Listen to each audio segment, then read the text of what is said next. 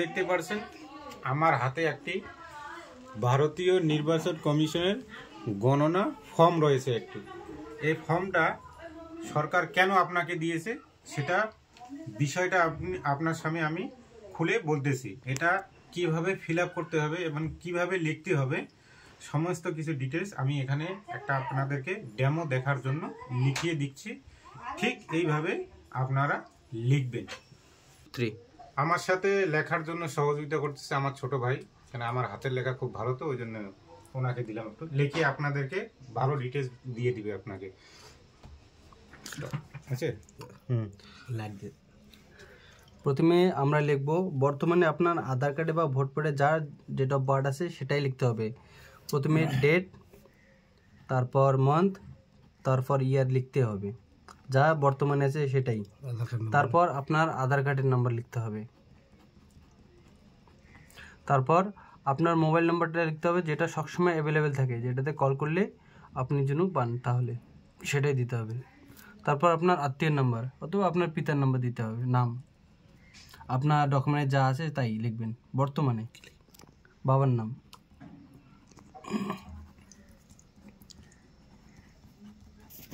তারপর আপনার বাবার এপিক নাম্বার। যদি আপনার বাবা জীবিত নাই তাহলে এখানে ব্ল্যাঙ্ক ছেড়ে দিবেন, আর যদি আছে তাহলে এপিক নাম্বারটা দিবেন। বর্তমানে ডকুমেন্টে যেটা আছে সেটা।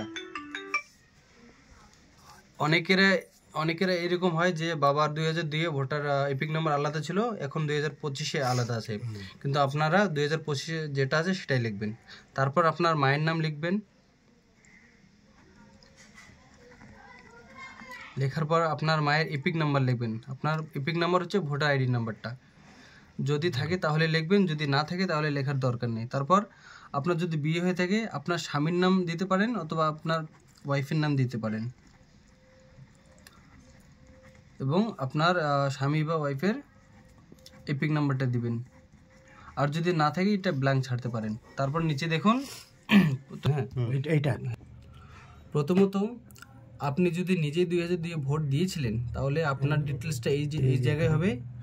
আর যদি আপনার বাবা 2002 দিয়েছিল আপনি দেননি, তাহলে আপনার বাবার ডিটেলসটা এই জায়গায় হবে। আপনি যদি 2002 নিজেই দিয়েছেন তাহলে আপনার নামটা প্রথমে হবে,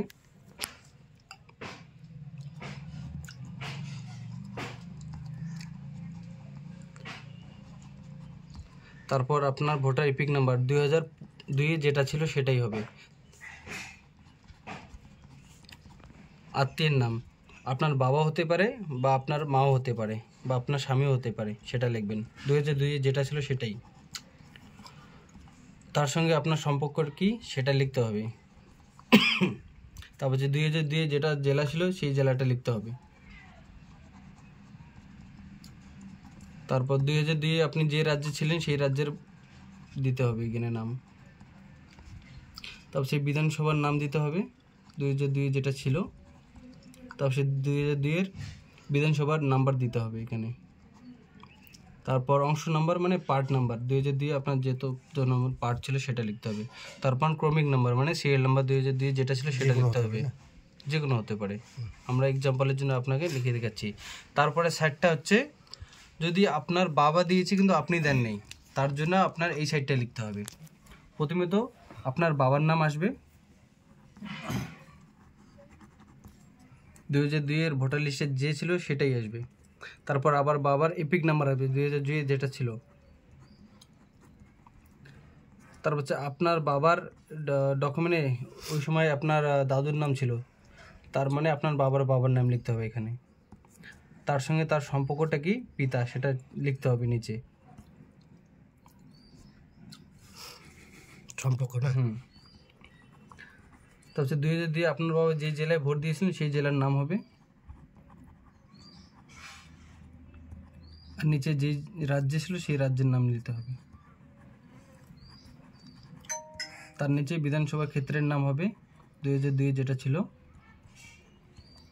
2002-এর বিধানসভার ক্ষেত্রের নাম্বার লিখতে হবে, অংশ নাম্বার লিখতে হবে এবং সিরিয়াল নাম্বারটা লিখতে হবে। তারপর নিচে সিগনেচার করতে হবে। আপনি নিজেও সিগনেচার করতে পারেন অথবা আপনার বাবা সিগনেচার করতে পারে আপনার জায়গায়, যদি আপনি বাড়িতে যদি না থাকেন, বাইরে কোথাও গিয়ে থাকেন তাহলে। অথবা যারা সিগনেচার করতে পারে না তারা টিপসই দিয়ে এখানে তারিখটা পাশে লিখে দিবেন।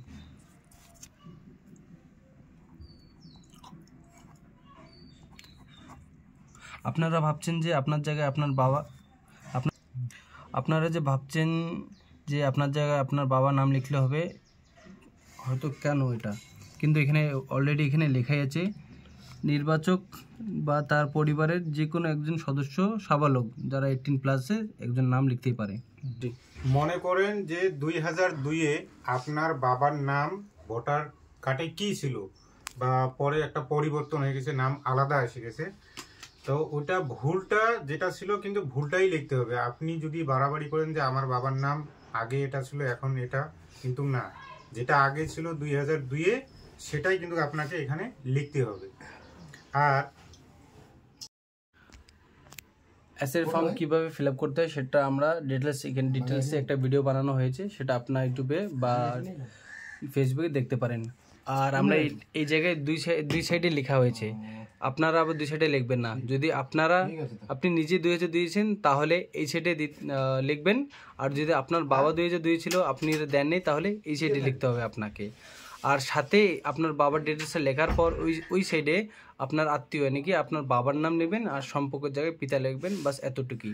ফুল ভিডিও জানার জন্য লিঙ্কে ক্লিক করুন। ডিটেলস কিন্তু আপনাদেরকে বলে দিলাম আমি কিভাবে লিখতে হবে। এটা যদি আপনারা ফেসবুকে ভালোভাবে বুঝতে না পারেন, আমার ইউটিউব চ্যানেল আছে, সেখানে লিঙ্ক দিয়ে দিব আপনাদেরকে। লিঙ্কে ক্লিক করে ইউটিউব চ্যানেল সাবস্ক্রাইব করে আপনি সেখান থেকে ডাউনলোড করে বা আস্তে আস্তে দেখে বুঝে লিখতে পারেন।